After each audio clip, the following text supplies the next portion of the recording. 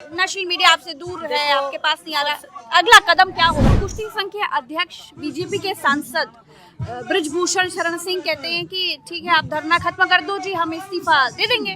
बृजभूषण शरण सिंह अगर इस्तीफा दे देते हैं तो क्या आप धरना खत्म कर देंगे? ओवरऑल आप चाहती क्या है? पीटी उषा भी कह रही है कि तो अनुशासनहीनता है, अपना समय भूल गई, अपना स्ट्रगल का समय वो भूल गई हैं। कह रही तो हरियाणा का धरना है जी।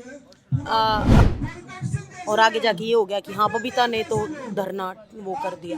तो बस यही है कि ठीक है, नाम मैंने ले दिया और लेना बनता भी है, क्योंकि कल भी उन्होंने हमारे खिलाफ लगातार विरोध में खड़े हैं, बल्कि वो खुद प्लेयर हैं। हमारे धरने को तोड़ने के खिलाफ उन्होंने कल एक ट्वीट किया। अगर कम से कम साथ नहीं दे सकती तो कम से कम खिलाफ ना बोलें।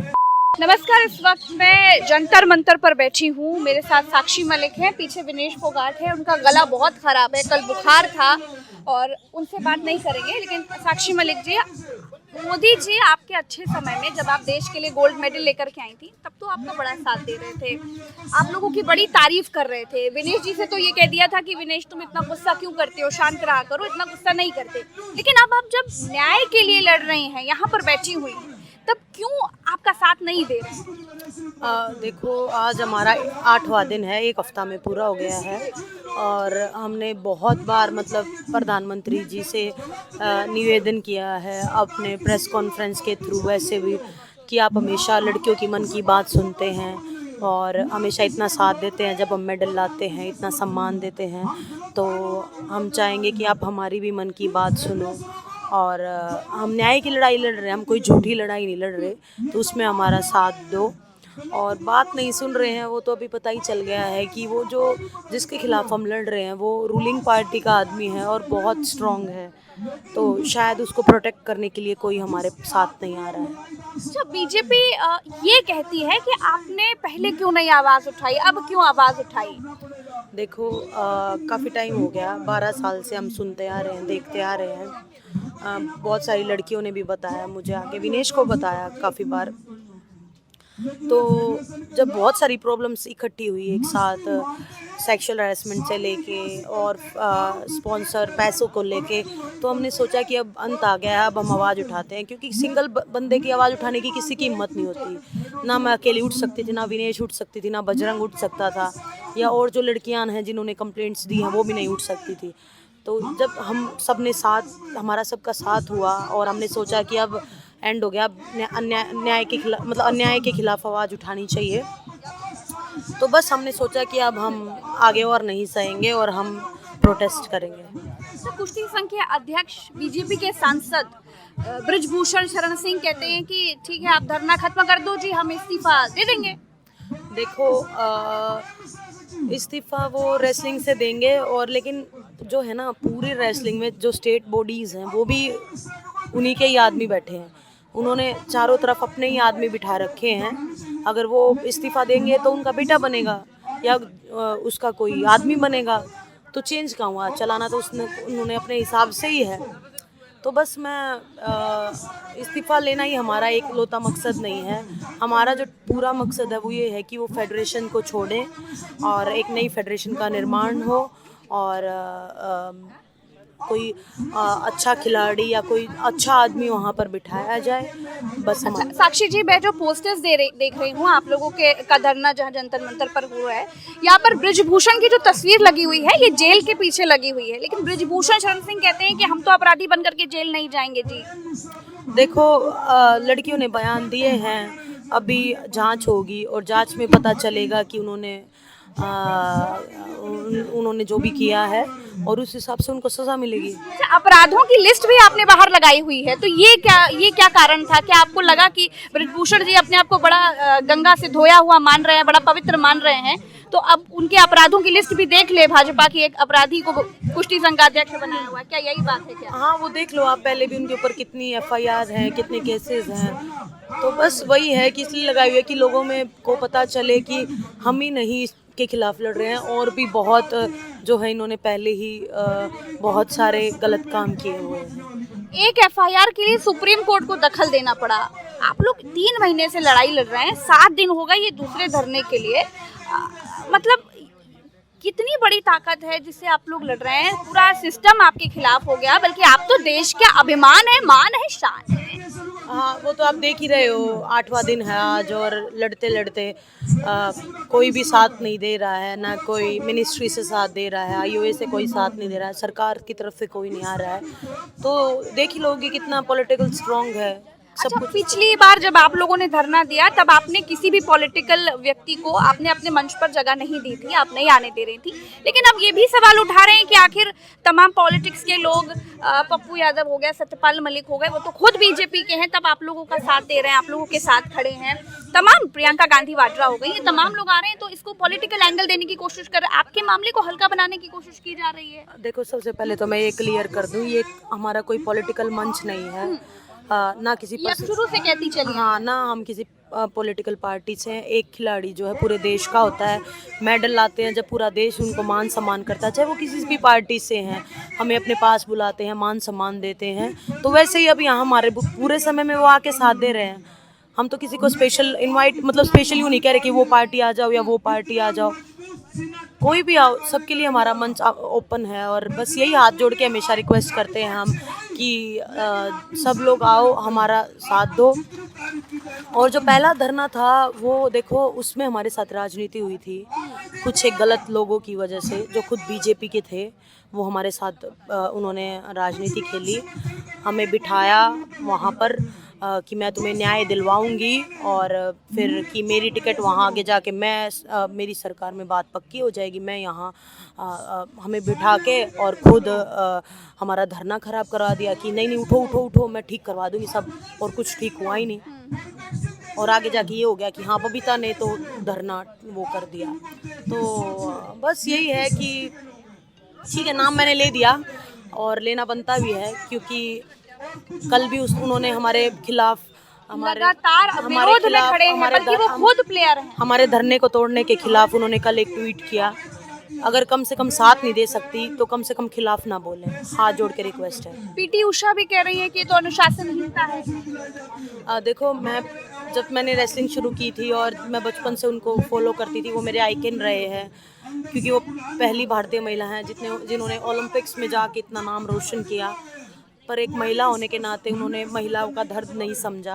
उन्होंने खुद जब वो प्लेयर थी तो अपने फेडरेशन के खिलाफ लड़ाई की थी, और एक ओलंपिक्स में 4x400 रिले में उन्होंने खुद पार्ट लेने से मना कर दिया था, जब अनुशासनहीनता नहीं। और एक किस्सा था जब 5 लोगों के कमरे में रुकना पड़ा था, उसके लिए वो रोई भी थी, उसके लिए सरकार ने उस समय की सरकार ने माफी भी मांगी थी पीटी उषा से। हाँ, तो देखो, जब उस टाइम पे उन्होंने अपना समय नहीं याद आता, अभी उनको कुर्सी मिली है, अच्छी पोस्ट मिली है, तो अपना समय भूल गई, अपना स्ट्रगल का समय वो भूल गई हैं।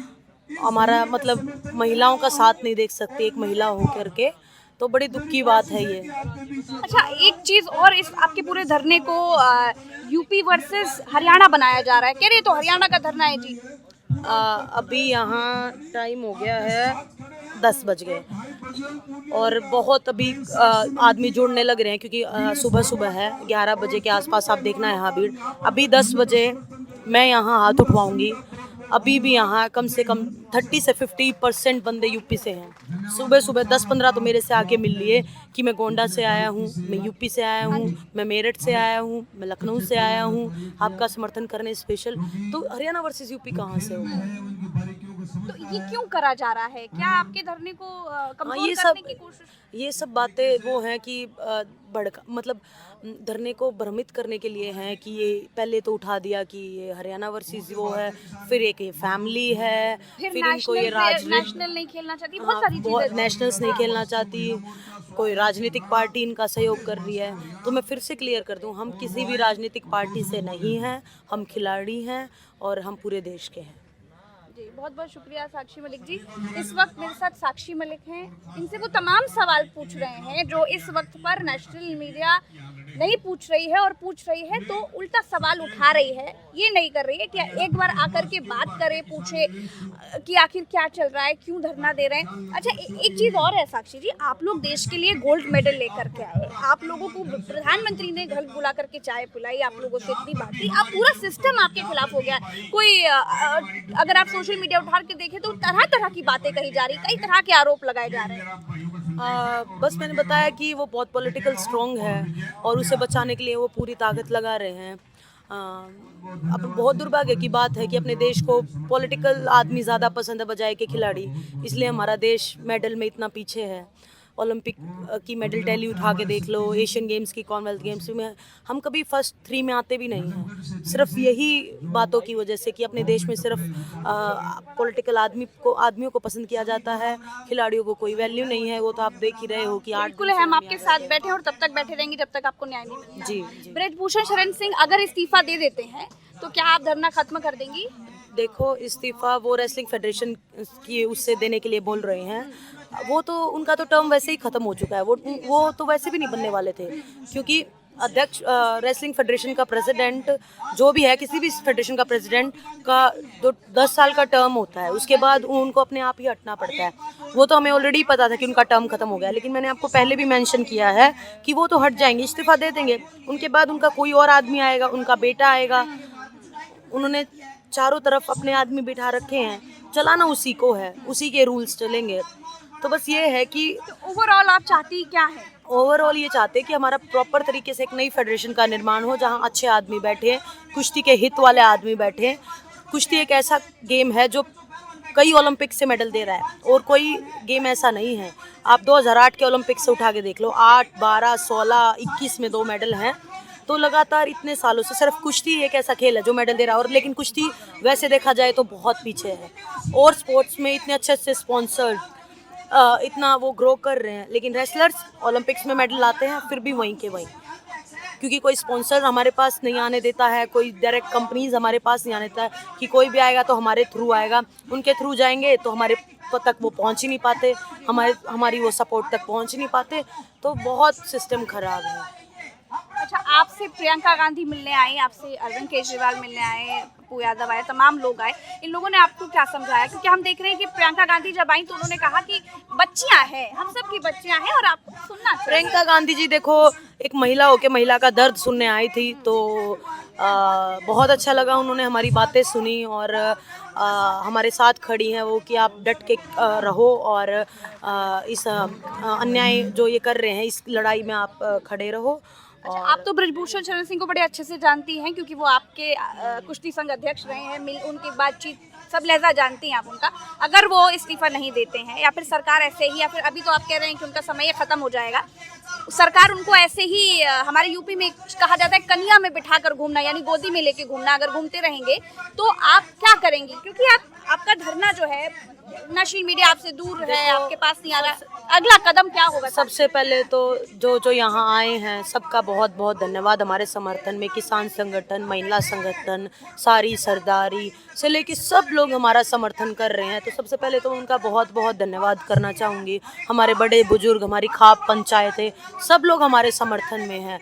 अभी ये है कि हम बहुत बच्चे हैं उनके आगे, वो हमसे ज़्यादा अनुभव में है, तो वो जब तक बताएंगे कि हम इस हद तक लड़ेंगे और जब तक बिल्कुल पूरे तरीके से न्याय नहीं मिल जाता, हम यहीं बैठे हैं, हम नहीं उठने वाले हैं। बहुत बहुत शुक्रिया साक्षी जी। तो पीछे विनेश फोगाट बैठी है, उनकी तबीयत बहुत ज़्यादा ख़राब है, आप चाहे तो उनको एक बार कैमरे से दिखा सकते हैं, उनको बुखार था। अच्छा, लाइट क्या कल भी कटी थी? लाइट आप लोग को वापस दी? लाइट पहले दिन आई थी, फिर उसके बाद से लाइट कटी है। हाँ। पहले कल आप लोगों ने मोमबत्ती जला करके एक प्रदर्शन किया था। हाँ, वो क्योंकि लाइट नहीं थी और उस टाइम हमारा खाने का टाइम था। आपने हमारे सोशल मीडिया पे भी देखा होगा कि हम फ़ोन की लाइट जला के, कैंडल जला के खाना खाते हैं। तो आए थे कॉलेजेस के बच्चे सपोर्ट करने, लाइट लगा रहे थे कि हम अच्छे से रोशनी में खाना खा लें, तो सब तो सपोर्ट करने में आ रहे हैं, काफ़ी अच्छा लगता है। देखिए, ये है हमारे देश की सेलिब्रिटी खिलाड़ी, सेलिब्रिटी पहलवानों का हाल। देखिए, इन लोगों को बिजली नहीं दी जा रही है। अगर आप अन्याय के खिलाफ, अगर आप लड़ रहे हैं, सरकार के खिलाफ आवाज़ उठा रहे हैं, तो बिजली काट दी जाएगी, पानी काट दी जाएगी, ये हाल गलत है। कम से कम सरकार से सवाल ही तो कर रहे हैं, सरकार से यही तो कह रहे हैं कि कम से कम हमारी आवाज़ को समझे, हमारे सवालों को सुने। यही इनकी मांग है कि बकायदा एक प्रक्रिया के तहत जो कार्रवाई होती है वैसी प्रक्रिया के तहत जिन्यून कार्रवाई करें, यही इनकी मांग है। मेरे साथ साक्षी मलिक थी, पीछे विनेश फोगाट है, उस तरफ लोगों के बीच में बजरंग पुनिया बैठे हुए हैं और तमाम इनके लोग बैठे हुए हैं। तो मैं आपको दिखा रही थी कि इस वक्त दिल्ली के जंतर मंतर में जिस नीम के पेड़ के नीचे ये पहलवान बैठे हुए हैं, वो इस वक्त पर कितनी परेशानियों को उठा रहे हैं, साथ ही साथ अपनी एक मांग रख रहे हैं और उनकी मांग को सुनने के बजाय तरह तरह के आरोप, तरह तरह के आक्षेप, तरह तरह की बातें कही जा रही हैं। हमारा देश जब इनका बड़ा सम्मान करता है, जब ये गोल्ड मेडल लेकर आती हैं देश के लिए, लेकिन आज जब ये खुद न्याय के लिए सड़क पर बैठी हैं, तब इनका साथ कोई नहीं दे रहा है।